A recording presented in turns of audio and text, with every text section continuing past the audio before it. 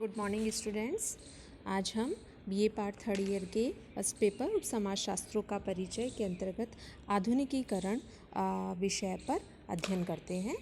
तो आधुनिकीकरण जैसा नाम से स्पष्ट है, आधुनिकीकरण यानी आधुनिक संप्रत्यय सामाजिक विज्ञान में विभिन्न अर्थों में यद्यपि लिया जाता है, लेकिन आधुनिक जो है, आधुनिक का अर्थ है अधिक विकसित समाजों की सामाजिक आर्थिक विशेषताओं को अपनाना। और यह जो ये विचारधारा है सामाजिक, राजनीतिक, शैक्षणिक, तकनीकी सभी संदर्भों में ली जाती है। तो समाजशास्त्र और सामाजिक मानव शास्त्रों ने सामाजिक परिवर्तन की व्याख्या करने के लिए यद्यपि अनेक अवधारणाओं का निर्माण किया है, लेकिन उनमें से एक अवधारणा आधुनिकीकरण है। आधुनिकीकरण संप्रत्यय का उपयोग सामाजिक विज्ञानों में विभिन्न अर्थों में किया जाता है। विद्वानों के मत में यह परंपरा के संदर्भ में प्रयोग में आता है, जिसमें परंपरागत समाजों में प्रौद्योगिकी के विकास के परिणाम स्वरूप विभिन्न क्षेत्रों में आए परिवर्तनों को समझने के लिए परंपरा और आधुनिकता के संदर्भ में इसका उपयोग किया जाता है। तो सामाजिक वैज्ञानिकों के मतानुसार जब कम विकसित समाज अधिक विकसित समाजों की सामाजिक आर्थिक विशेषताओं को अपनाते हैं तो वे अपना आधुनिकीकरण करते हैं।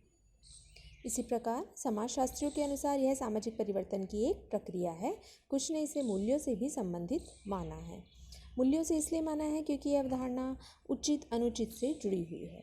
तो सामाजिक संप्रत्यय का जो आधुनिकीकरण का संप्रत्यय वर्तमान में विकसित अवस्था में है, जहाँ इसका प्रयोग सामाजिक, राजनीतिक, शैक्षणिक, प्रशासनिक, पुलिस, तकनीकी आदि के संदर्भ में लिया जाता है। तो भारत के समाजशास्त्रियों में जैसे कि आर.एन. सक्सेना थे, उन्होंने आधुनिकीकरण को एक प्रक्रिया माना है।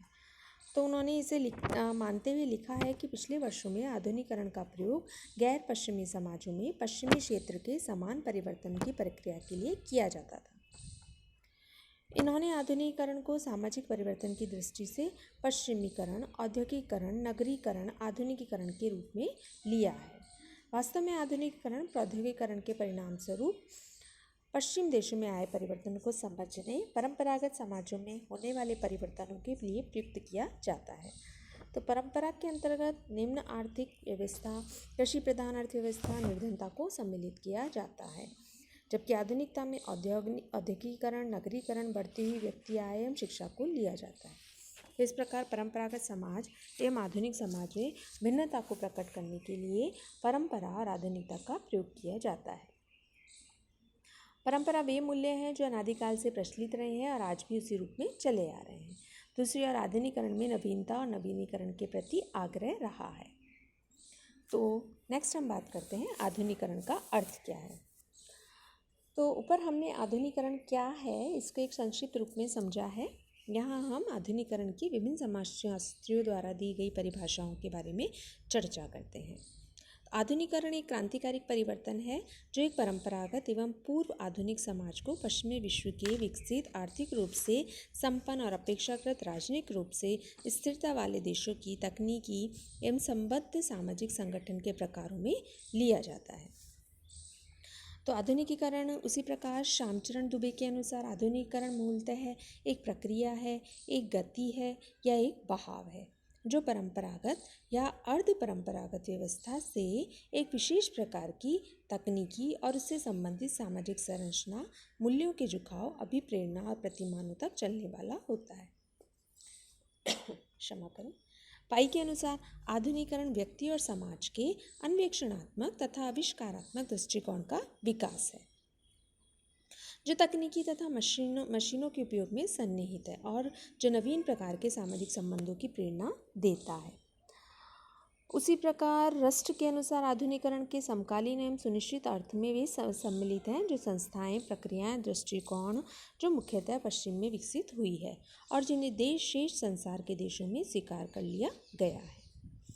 तो उपयुक्त परिभाषाओं से स्पष्ट होता है कि आधुनिकीकरण एक गतिशील अवधारणा है, इसमें परिवर्तन निहित है। इसको हम निम्न टॉपिक में संक्षिप्त में बोल सकते हैं कि मनुष्य द्वारा प्राकृतिक संसाधनों को निश्चित करने के लिए तकनीकी का प्रयोग करना। उच्च विभेदीकरण की प्रक्रिया मानी गई है आधुनिकीकरण। उसी प्रकार राष्ट्र निर्माण तथा प्रशासनिक विकास की प्रक्रिया भी मानी गई है। नूतन ज्ञान का मानव जीवन के प्रकरणों एवं व्यवहारों में प्रयोग करना माना गया है। तो उपयुक्त परिभाषाओं से स्पष्ट होता है कि आधुनिक देशों के द्वारा प्रदान की गई नवीन उपलब्धियों एवं व्यवस्थाओं का अनुकरण करना ही आधुनिकीकरण है।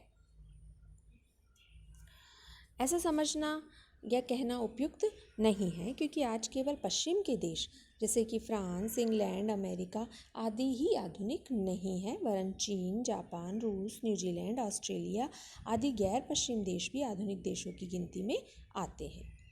तो यह कहना उपयुक्त होगा कि आधुनिक पश्चिम और गैर पश्चिमी आधुनिक देशों जैसे फ्रांस, इंग्लैंड, रूस, जापान, ऑस्ट्रेलिया आदि की आधुनिक विशेषताओं, व्यवस्थाओं या मूल्यों का अनुकरण करने की एक प्रक्रिया है। नेक्स्ट हम बात करते हैं आधुनिकीकरण एक प्रक्रिया। तो आधुनिकीकरण एक प्रक्रिया, इसको एक प्रक्रिया के रूप में माना गया है। जैसे आइजनस्टाइन ने इसको बात बताया था कि यह एक प्रक्रिया के रूप में है जो अलग अलग स्तरों पर होती है।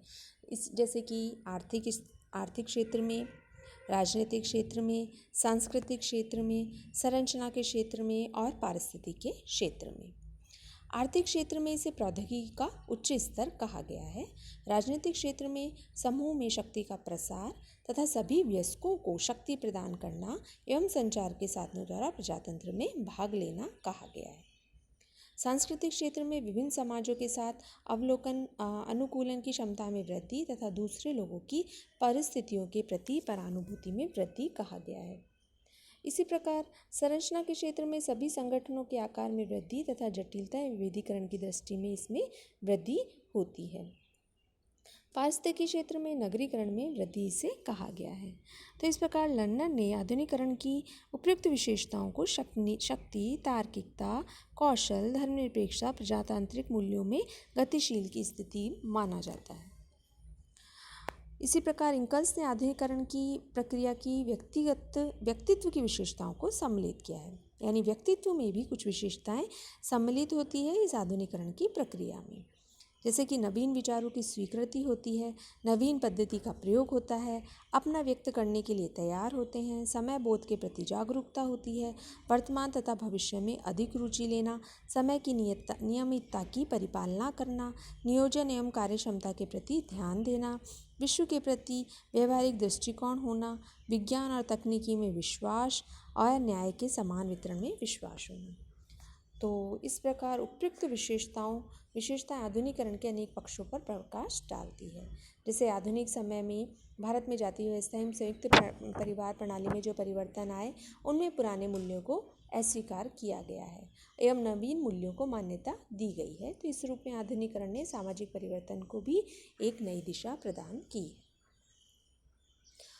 इसी प्रकार जो हमारे देश के जो समाजशास्त्री थे, उन्होंने, जिसमें श्रीनिवास एक महत्वपूर्ण नाम जाना जाता है, इन्होंने आधुनिकीकरण के 3 क्षेत्र बताए हैं। फर्स्ट है भौतिक संस्कृति का क्षेत्र, दूसरा है सामाजिक संस्थाओं का क्षेत्र, तीसरा ज्ञान, मूल्य, मनोवृत्तियों का क्षेत्र। तो उपयुक्त क्षेत्र जो तीनों परस्पर संबंधित है, अर्थात एक क्षेत्र में होने वाले परिवर्तन दूसरे क्षेत्र में होने वाले परिवर्तनों को प्रभावित करते हैं। इसी प्रकार आधुनिकीकरण में व्यक्ति को संस्थाओं के रूप में बदलते हुए कार्यों के अनुसार समंजन करना होता है, जो व्यक्ति के ज्ञान में वृद्धि करता है एवं परिणाम स्वरूप पर्यावरण का भी उस पर नियंत्रण होता है। तो हमारे इसी प्रकार A.R. देसाई ने भी आधुनिकीकरण की बौद्धिक क्षेत्र में परिवर्तन माना है, यानी तर्क शक्ति में वृद्धि हो जाती है, सामाजिक घटनाओं की तार्किक व्याख्या की जा सकती है, धर्मनिरपेक्ष तार्किकता के फलस्वरूप अलौकिक जगत के स्थान पर इस दुनिया का दृष्टिकोण पनपता है। इसी प्रकार उन्होंने सामाजिक क्षेत्र की बात की, सामाजिक संरचनाओं में परिवर्तन, राजनीतिक क्षेत्र में परिवर्तन, आर्थिक क्षेत्र में परिवर्तन, पारिस्थितिकी क्षेत्र में परिवर्तन आदि इसके क्षेत्र माने गए हैं। इसी प्रकार सांस्कृतिक क्षेत्र में परिवर्तन माना गया है। नेक्स्ट हम कुछ इसकी विशेषताओं की बात कर लेते हैं। तो आधुनिकीकरण की विशेषताओं की यदि हम बात करें तो श्यामचरण दुबे ने आधुनिकीकरण की विशेषताओं को क्रमबद्ध रूप में एक संयोजित करा था। इनके अनुसार आधुनिकता या आधुनिक जीवन की निम्न विशेषताएं होती हैं। जैसे परानुभूति, यानी आधुनिक व्यक्ति में परानुभूति का गुण होता है, अर्थात दूसरों की स्थिति में स्वयं को देखने एवं सोचने की योग्यता का होना। इस योग्यता के द्वारा व्यक्ति विभिन्न परिस्थितियों में उपयुक्त भूमिका का अनुमान लगाकर क्रिया करता है। उसी प्रकार मानसिक गत्यता, यानी आधुनिक व्यक्ति में सामाजिक एवं मानसिक दोनों गत्यताएं होनी चाहिए। इसी प्रकार उच्च सहभागिता आधुनिक व्यक्ति विश्व के सभी सामाजिक राजनीतिक गतिविधियों में रुचि रखने के साथ साथ अधिकतम सक्रिय भाग लेने का भी प्रयास करता है। लक्ष्य की सरलता यानी आधुनिक व्यक्ति एवं समाज संपूर्ण समाज स्पष्ट एवं सरल लक्ष्यों की प्राप्ति का प्रयत्न करता है, यानी जो लक्ष्य हैं उन्हें सरलतम रूप में और स्पष्ट करने का प्रयास करता है। उनके लक्ष्यों में अस्पष्टता अनिश्चितता गलतफहमी एवं भटकने की प्रवृत्ति नहीं होती है। उसी प्रकार एकीकरण पाया जाता है। संस्थात्मक राजनीतिक प्रतियोगिता यानी आधुनिक व्यक्ति संवैधानिक प्रावधानों के अनुसार राजनीतिक प्रत्योक्षों के लिए राजनीतिक प्रतियोगिता में भाग लेता है। अभिप्रेरणा आधुनिक व्यक्ति सामान्यतः कार्य एवं साधारण उपलब्धियों से भी संतुष्ट नहीं होते हैं, वो सर्वश्रेष्ठ एवं उत्तम सफलता प्राप्त करने के लिए भरकस प्रयास करते हैं। तो आगे की इसकी विशेषताओं की हम नेक्स्ट क्लास में चर्चा करते हैं। धन्यवाद।